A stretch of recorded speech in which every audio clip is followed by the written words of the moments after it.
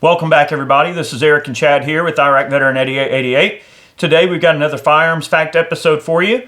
And today we're going to be talking about DMRs. What is a DMR? What's it used for? I know people get, that term thrown around. DMR definitely comes from military use. We're going to dive into it a little bit.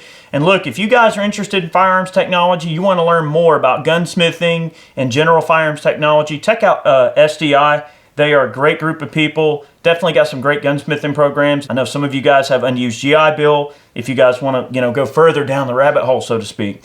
But today we will dive briefly into the whole idea of a DMR. DMR stands for Designated Marksman's Rifle, okay? And the whole idea came about from basically a SAS rifle, a semi-automatic sniper system, okay?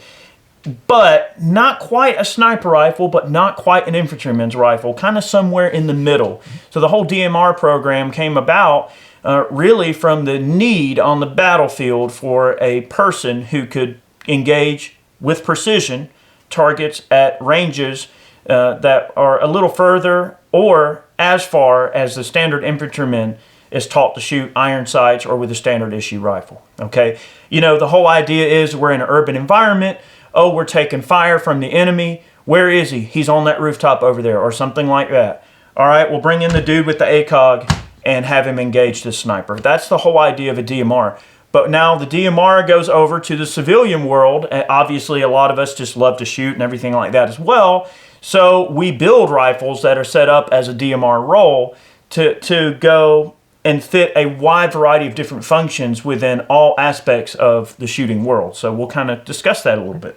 Yeah, so DMRs could also be kind of like your SPRs, your special purpose rifles. There's a lot of ARs out there, like the Mark 12s, that have a full-length barrel, full-length gas system. They're made to run with like the old ops ink cans and stuff on them, and they're made to shoot like the real heavy 5.56 rounds that have a little bit more effective range, and they can get out there a little bit further than standard issue M855 ball, and they kind of bridge that gap, like Eric said, between the infantryman's rifle and his effective range, okay, with the standard issue optic or iron sights or red dot, out to kind of covering that intermediate ground between that and sniping, if you will, like a long-range precision rifle like a 338 or a 300 Win Mag or even a precision 308.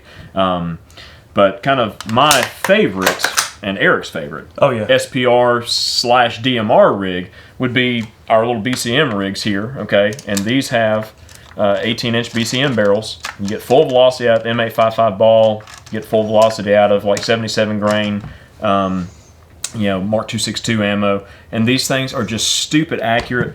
And most of the time with SPRs and DMRs, you'll see anywhere between about 8 and 10 power maximum magnification on your rifle optic. That way you can get down to the low end of things and really have a wide frame of view. And you could also, in a combat situation, correct me if I'm wrong, you can still use this rifle in a very close quarters environment as well. That's kind of one of the ideas. If you want to look at, the application of optics on rifles like these, okay, and you want to compare it to the civilian world and then compare and contrast against the military world. 3-gun. You look at 3-gun. Yeah. That's all you got to do, because a 3-gun shooter needs to be able to pump that magnification down to 1 or 2 and be able to engage a target at 50, 60 yards right in front of them. And these courses are set up purposely to challenge you. A guy that's got some, big crazy magnification optic and can't dial down low, it's going to have some difficulty shooting something right in front of him. Now, there's different ways, obviously, to clear that up. I mean, they do make red dots that are offset and all of this sort of thing. But from the standpoint of just an optic, I feel that a rifle like this needs an optic that can dial down, like maybe a 1 to 8 power or a 1.5 to 8 power would be the perfect optic for something like this, especially in a combat environment. And remember, a lot of our modern battlefields that we're dealing with now have a lot of urban environments, a lot of weird angles. I mean, you're turning a corner of a building, a guy could be standing right in front of you. If you've got this rifle dialed up to 8, you need to be able to pump it down quick, or whatever, or have your buddy next to you, or just be able to make the shot. But having a rifle that can do short and long range is a really important aspect of a special purpose rifle or a DMR. Well, this setup here, these things, we've shot them out past 600-700 yards in the past, and they do extremely well even at those extended ranges. And that's getting kind of to the top end of where 5.56 really starts to get interesting. you know. But on this particular rig, I'm just running a little OSS Helix on the front of it, one of the full-size 5.56s. Like I said, the BCM barrels, which are supremely accurate. Some Geisley appointments, Magpul stock, Geisley trigger, and I'm just running a 1-to-8 power AccuPower from Trijicon on here. Perfect. And it's the perfect rifle for that. Stretching the legs on an AR and the 5.56 cartridge itself. And the Mark 12s and similar rifles are used in DMR roles throughout the military, and they're just a great rifle. This is one of my favorite rifles, and I can speak for Eric too, in that his BCM rig that he runs is literally, they're both our favorite ARs. If we want to grab an AR to go out and shoot, and we want to shoot 400, 500, 600 yards, this is the rifle that we take. Oh man, I'm telling you, the barrels, those BCM barrels are outstanding. So we'll go down to another 5.56 variant. So this is a LMT 16-inch piston upper. This is actually the same exact upper that we did the meltdown video on, and I sent it back to LMT. They rebuilt it for me, which was actually very kind of them. They didn't have to do that. They could have easily told me to get lost, but the customer service was excellent, and they rebuilt the upper, no questions asked. But this is an LMT 16-inch upper, and I've got it set up with an ACOG on it and an SDN6. Oh, no, that's M4 2000. All right, and it's just like an A2 style 16-inch rifle system, piston. It suppresses well, and the ACOG sort of fills the difference between getting into SPR realm and just a standard infantry rifle. You know, the Marine Corps, a lot of nowadays issue like M16A4s, and they'll run ACOGs on them. So now you're starting to blur the lines between what an infantryman is capable of doing and what a sniper is capable of doing. So, now you have a highly trained, heart-charging, motivated infantryman with, potentially a rifle that can get some stuff done, right?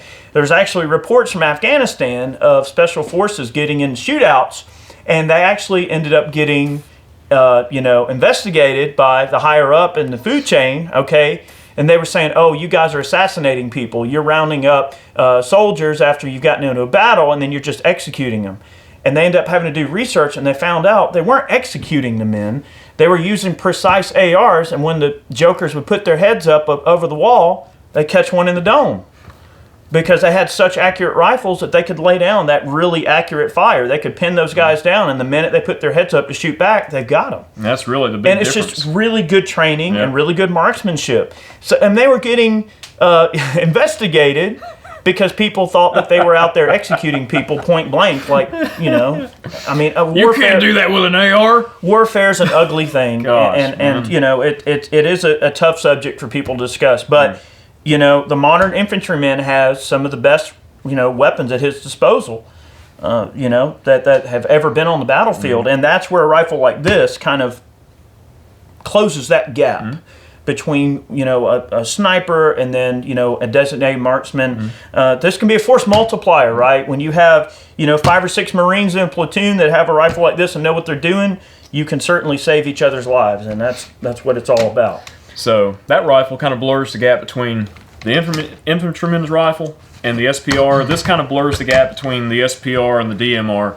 Now, more true DMR rifle, which is used throughout the military, is still the M14 M1a, okay? So this is mine, and this is one that's been in several videos. There are many like it. But this one is mine. All right, so 308 battle rifle, if you will, full-size 22-inch barrel. This one's just running loud with the flash hider on it right now. 20-round box magazines. I mean, fast follow-up shots, precise shots out to 800-900 yards. Kind of the starting to get into the effective range, the max effective range of 308. We've shot this out to 1,000 before, but on a semi-auto platform, it's a little bit difficult sometimes. That round just really starts to lose some steam, even with the 175s. However, this bridges the gap, and it puts a lot more power downrange than a 5.56 round at those extended ranges. So an M14 M1a would be more in line with what a true DMR would be. It's bridging that gap between, an SPR or an infantryman rifle and a dedicated sniper setup that's truly a long-range precision setup. And this one, I'm just running I believe it's a 3.5 to 10 power by 40 millimeter Leupold Mark IV on here. This is the same kind of optic that the military uses, and I've just got one of the little arms mounts on here. This is a rifle I've had for a number of years. It's got a couple thousand rounds through it, and it's been through the ringer a little bit. And a lot of times when you see these rifles being used, you see them in the Sage chassis systems. It's a fully bedded chassis system that really increases the accuracy and potential of these platforms. The M14s are notorious for having some accuracy anomalies that have to be addressed, and it can be a great and accurate rifle, but there's a few little knick-knack things that have to be done to it to get it to that point. But it is a wonderful platform. It's been in service forever. Yep. I mean, so the cool thing about this as a sniping / DMR system, what this really came about from was especially early on in the invasion, in 03, late 02, 03, when we were early on in the invasion, they needed sniper rifles and designated marksman rifles, and they needed them dang yesterday. So they started pulling M14s out of storage, and putting them in chassis, and that was a good way to kind of bridge the gap and get some guns in the field in a hurry. I don't think it's necessarily that they chose the M14 because it was just a better rifle, or that it was just this magical system that they had to have. The primary reason they chose it is because it's what they had. Okay, there wasn't at the time really in wide use. It wasn't really such a thing to be able to have some highly accurized 308 AR platform at your disposal back then. Soldiers had to use whatever they could, and a lot of them would pull these M14s out of service, and that's when the chassis systems came around. But you'll see photos from early Iraq and everything of guys just running just good old standard wooden M14s with optics, and using the as-issued furniture, as-issued stock, and a big old pillow on the stock, to get that because you use what you can. We use what you have. If you've got the choice, all right, well, there's some Yoo-hoo 600 yards down the road shooting at us with a PSL or a Dragunov, okay, and I've got the choice to either try to engage him with an AR, which is going to be tough. That's a long way to shoot. Or, hey, we got these M14s in the armory. Want one? I think you're going to pick the 308 over the 5.56. That's kind of how that came to be. And it's not saying the M14 is not a great rifle, because it is, but it's not without its quirks. They've had known harmonics issues with the gas system, causing some harmonics issues, but once those are sorted out, man, the guns absolutely shoot. So don't ignore the M14 as a viable platform if you're wanting to build an SPR, DMR inspired type rifle. They definitely will do the trick. And one other thing, the cool thing about M14s, M1as, okay, that's an M1a. But the cool thing about an M1a also is that oftentimes they can be found on the used market for pretty respectable money compared to the cost of something like a SCAR or a dedicated 308 auto loader and an AR platform, which we're going to talk about, I guess, now. Yeah. Okay. You want to talk about? I've already been talking a bit. No, go ahead. All right. So this is a SCAR Model 20. The SCAR definitely fits well within the confines of a DMR even the 16-inch 17 sniper role. Yes, absolutely. This rifle, this 20-inch rifle, was developed with special forces and basically military use in mind, okay, in terms of its use on the battlefield. And these rifles are awesome. We did a video on it recently. They're really accurate. It's a piston system. You got a full quad rail coming out here. So when you compare, it's cool to see the M14 on the table. When you compare the M14 to the 20S, you totally get into two very different realms of possibilities. This came out of a need. And came out of, as just a quick solution that was derived from a need. This was made to fulfill a need. And when you compare the two, there's two very contrasting things there. Well, the M14 is nostalgic, too. I'm not saying it's a bad rifle. It's certainly not. Both the rifles are great. And you can't deny the wonderful rifle-like handling characteristics of the M1a. It handles like a rifle because it is a rifle. Versus something like this, you've got a lot of real estate here. For accessories, you can put clip-on thermals and night vision. You can put all of these random accessories on here, D-balls and all. When you start doing all that, adding a bipod and all of these other heavy accessories, it becomes less rifle-like and more sniper, laying down in the bushes, prone kind of thing, because it's just not a practical rifle to field and point around when you got, and you're definitely not going to clear a building with this, big old long apparatus here. So that's where DMRs, I believe, truly separate themselves from sniper systems, is that a DMR is a rifle that, if a Marine needs to go clear a building and he's got this, 16-inch gun. Now, granted, that's still a long gun to swing around a corner, but it's definitely, you're not trying to, clear a building with a bolt gun either. Yeah, the fast follow-up shots is an important aspect of that. And I think that's probably the most important talking point in this entire video that we haven't even really hit on yet, is that a DMR is usually going to be a semi-automatic, a SPR is going to be a semi-automatic. The fast follow-up shots was also something that the military was lacking when they chose to go the DMR route. They needed something that could have a fast follow-up shot because you might have multiple or fast-moving targets, or you might fire the first time and miss. Okay, it's all right. But if you can correct immediately and take the shot again, you may have a chance of putting down the threat before they can hurt your fellow soldiers. Now, is it also, correct me if I'm wrong, but a DMR also fills the role in a spotting scenario as well. It's not only you can spot with a DMR setup with an optic on it, but you can also take shots if needed in that situation. Yep. That is a very good point. Another way to look at this too, and there's plenty of people that are more qualified to discuss this than I am, but one thing I'll say about it is that if a spotter has a DMR like this, okay, say that I'm not going to say Chad and I, but say a shooter and a spotter are using the same platform or similar platforms with similar barrel lengths and similar dope, and they're both using the same type of grid reticle, milling reticle inside of their optic. All right, so I'm spotting the shot. The shooter shoots, bang. All right, the shot hits a mill to the left. All right, I've got a choice. I can either tell the sniper, all right, you hit a mill to the left, and he can make the correction and fire again, or I can just fire. Because I have the milling reticles, I can see the correction, and I can just make the shot if I need to. And also, in these urban environments, another thing that really birthed this whole idea for the military also was the fact that if you're on a rooftop and you got a bolt-action rifle and a guy with a spotting scope, well, sure, they're going to have another rifle, but this can bridge the gap between, hey, we're getting overran. They found our position, and they're crawling out of the woodwork, and now we've got, 10 dudes on us. It's kind of nice to have a gun that can kind of, all right, well, now we're not playing sniper role anymore. Now we've just got a normal infantryman's rifle now. So it's meant to bridge the gap, to protect a sniper, protect a spotter, or be armed at that. Mm-hmm. And I didn't want this video to be like along the lines of like just the military's perspective.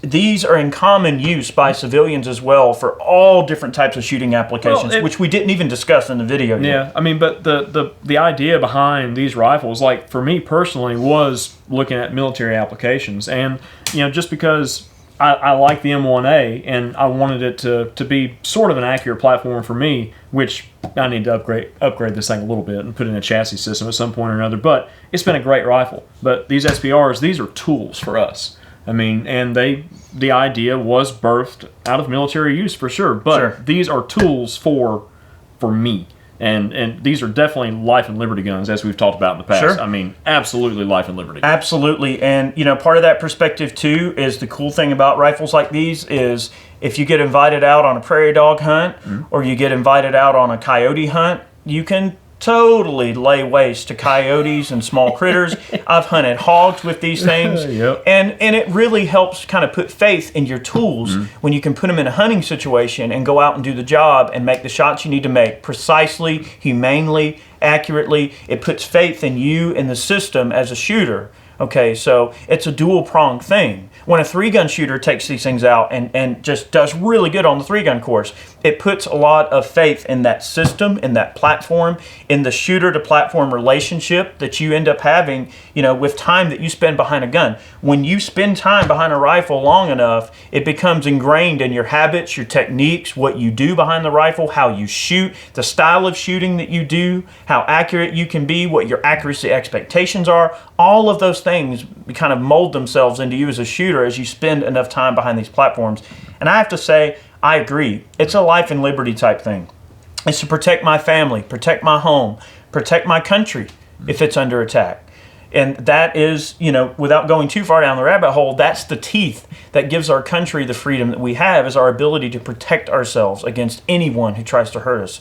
So there's so many different kind of dual-pronged arrangements that these rifles can fall into. Hunting, personal defense, life and liberty, what have you, and they're just super useful setups. They are a certain kind of special, job, really. I would suppose. That was the main focus, I would say. Yeah, it's just accuracy is the heart of these systems. So the big thing with DMRs, SPRs, if you will, is they have a specific purpose in mind, but they can kind of spread around a little bit. They can do a little bit of this, they can do a little bit of that. But when you go into like a bolt action, like a super precision rig, it really has one purpose. You know, like Eric mentioned earlier, I mean, in the military, they're not exactly going to clear a room with a bolt gun. Right. Okay? But it has a special purpose, and then it doesn't really bridge the gap very well into other categories. But these rifles do, and I think that's what makes them so interesting to me personally, is that they are very, very versatile guns, and there's just so many things that you can do with them, and they fit so many different roles. Agreed. So, guys, thank you for watching today's video. We hope you enjoyed it. We wanted to give you kind of our perspective on the whole SPR, DMR role. You know, maybe you guys went away with a little bit of a perspective and maybe changed your mind or gave you some food for thought. But thank you guys so much for watching. We hope you enjoyed it yet again. I definitely want to take a moment to thank all of our Patreon supporters, all the folks who purchase Man Cans, which is a monthly subscription box that we sell. If you want to support the channel, that's a great way you can support us. Also, folks who purchase merchandise or t-shirts over on the website. All the funds we earn from those things go right back into producing this content. So thank you so much for being a part of that and seeing value in what we do. We hope you learned something. We'll see you next time. Many more videos on the way. see you guys.